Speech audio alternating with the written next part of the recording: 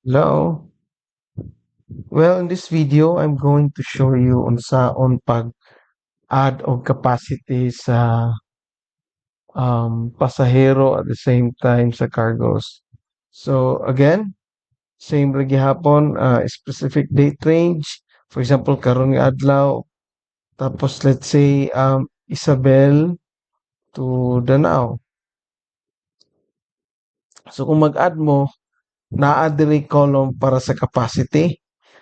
Dili ni tanan accounts like for example si teller dili wala mo ani nga feature where you can change the capacity. So usually na ani si port supervisor o si admin ra.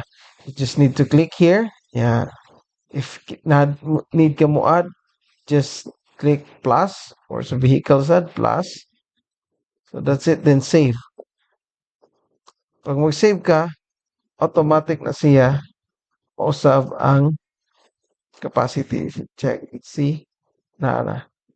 Pero mao na siya ang thought sa adding capacity if fully booked na or naabot na sa capacity si vessel kung unsay naka-assign sa iya as default.